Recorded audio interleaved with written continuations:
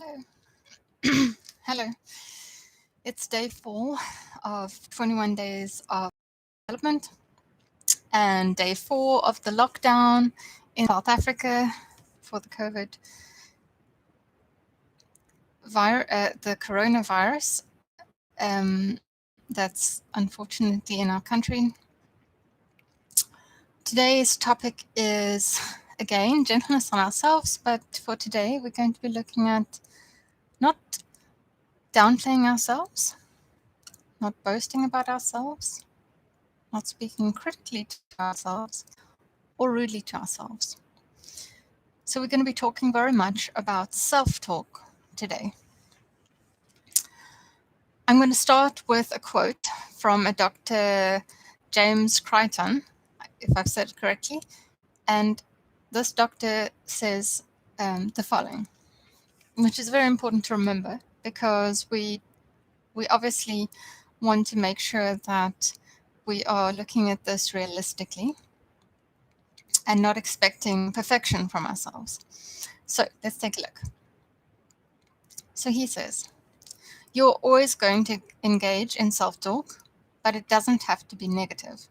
You can learn to notice it and reprogram it so that it's not negative, but rather supportive, and that's the key word, supportive of the changes in your life that you're trying to make. Now, that word supportive is really important here because the whole point about speaking kindly and nicer to ourselves, that whole entire point is because we actually need to learn how to be supportive of ourselves. And strangely enough, this isn't really taught anywhere. I mean, we don't get taught that in school. We very rarely get taught that from things that we watch. We very rarely get taught that even in our own homes, because most human beings are fairly self-critical. So we tend to not realize this. And it's very important that we do begin to notice our thoughts. So I'm going to give you 4 steps. There are 4 steps that are widely available on many websites. Many psychologists recommend them, and so this is you can find this in many other places as well. And it's very, very, very basic. And the 4 steps are: notice your thought, separate your thought from yourself, talk back to your thought, and replace your thought if it needs replacing, if it's not supportive of you. Now, noticing our thoughts would seem like something very obvious, and yet very few of us do that. Very few of us are objective about our own thoughts, our own focus, what our minds are focusing on. And this is a very, very important skill. When we begin to be much more observant and objective about what is our mind focusing on, what is it getting stuck on, what is it going back to again and again. Often it's a pattern that we're critical of ourselves and we keep going back to the same story in our mind. It's often stories we tell ourselves based on past experiences, or based on things that we've heard people say, or based on beliefs that we have about ourselves and the world. And it's important to realize that we can change this. We can notice it and we can change it. Now, I want you to think of the thoughts that you have in your head. If you think of your head here, then put my head there, and you think of your thoughts as being over here, separate from yourself. I want you to imagine that you're actually going to look at your thought and say, is this thought helpful to me? Is this supportive of me? Is this a nice thought that I'm having about myself? I want you to actually imagine looking at your own thoughts. And the reason I want you to do that is because we are actually able to be more objective about our own thoughts. This is a concept in psychology, and again, I'm not a medical professional at all. I'm definitely not a therapist or a counselor or a psychologist, but this is a basic concept in psychology, and it's not a complicated concept, so we can all understand it and we can all apply it. And it's called decentering. And I'm going to read you another quote. This time it's from Dr. Ryan Nimick. I hope I've said his name correctly. And he speaks what is decentering. So he says, decentering occurs when you observe your thoughts and feelings as temporary events and not facts or truths about you. So the whole idea is we look at our thought rather than accepting it. So say, for instance, we think because of things that have happened in the past that we are stupid at maths, or that we are not very good at public speaking, or that we keep on making a particular mistake in our lives. Take that thought and we put it slightly further apart from ourselves, and we look at it and we say, okay, I had this thought, and then we make a choice. And we talk back to the thought and we say, for example, well, I'm not that good at maths, but I do budgeting really, really well. And I've never overspent on my budget. So I actually do quite well on the maths that I need for my own life. Or you take a look at it and you say, okay, I don't really enjoy public speaking, but I have had to talk at family events when the whole family's been there, to give them, to talk to them all. I have had to talk a little bit in a group, or when I was at work at the meeting, and I did okay.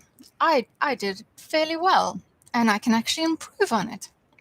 So it's actually talking back to the thought that you have and giving the thought some extra context, some extra truth, because our thoughts are not, they tend not to, they occur, but without necessarily any context. So if we just accept them and believe them without evaluating them and saying, yes, but I actually have done it fine in these circumstances, or I actually very rarely make that mistake, or I made a mistake, but it's okay, I'm human, I will try again.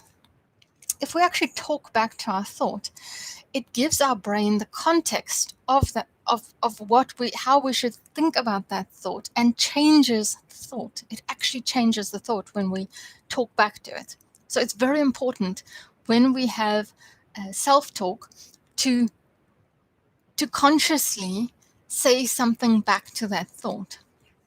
Another example, right in the middle of this coronavirus crisis that's all over the world, is many of us might be scared and thinking, what if my friends get it? What if someone in my family gets it? But we can talk back to even those thoughts, and we can say a large number of the people who do get it are able to recover. We can talk back and we can say we are all isolated in our homes, and we're looking after ourselves and keeping ourselves safe, so we're probably going to be fine.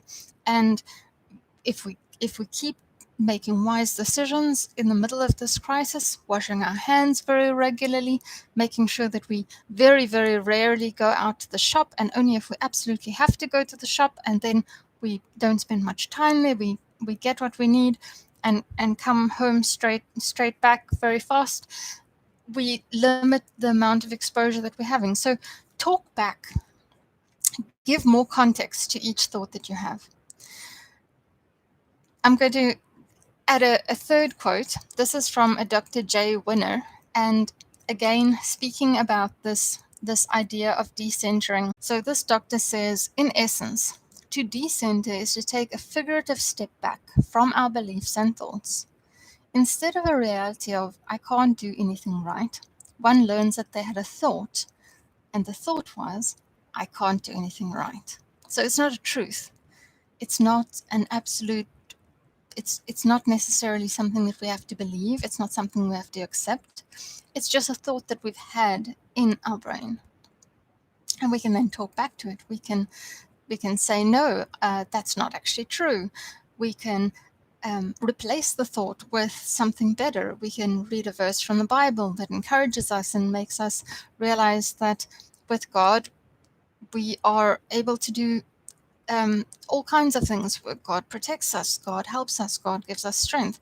So we can give the thought, we can replace it, we can talk back to it, we can give extra information that puts the thought into context so that our brain thinks about it differently.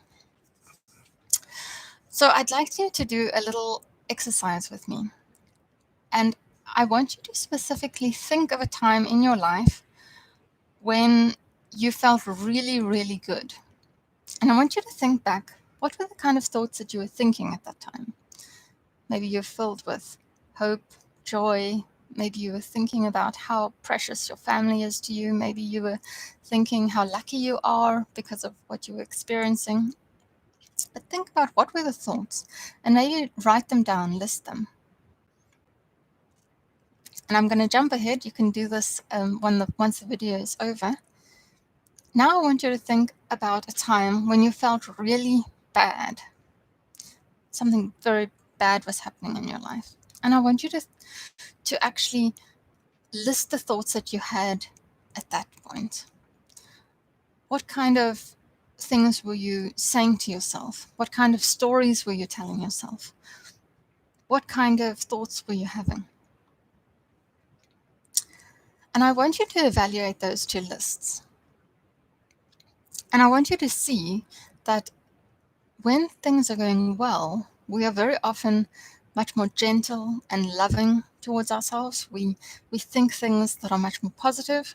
We think things that are much more supportive of ourselves and our environment, and we tell ourselves stories that are much more hopeful and joyful. When things are going bad, we do the opposite. We tell ourselves stories of worst case scenarios and how we've done things wrong, and we're critical of ourselves. We tell things to ourselves about things that we've done wrong. We maybe blame ourselves for something. And I want you to evaluate those two. In any situation that you're in, you can actually choose whether you want to be hopeful, whether you want to talk back to your negative thoughts and put them into a more positive or more hopeful or more realistic context. You have the choice. We each have the choice. And especially now as we're going into more and more cases of coronavirus in South Africa, please evaluate your thoughts every single day. When you start getting very negative, when you start getting frightened, evaluate those thoughts and put them into more context. Put them into the context that countries like China have gotten to the end of the crisis. They have actually managed to reduce the number of cases that they've had. They've gotten their cases right down. They've managed to take control of the situation, and there is a light at the end of this tunnel. Think about the things in the world that are still good. If you have food in your cupboard, that's very good. That's fantastic. If you are able to access the internet, like watching this video, that's wonderful, and it's fantastic that we have that opportunity to do that. Think about the things that are positive and hopeful in your life, and try to focus on those things, and not focus on the things that are depressing. I hope you all stay safe out there. I hope you all manage to get through this with hope and relying on God. And I'll do another video tomorrow. Bye.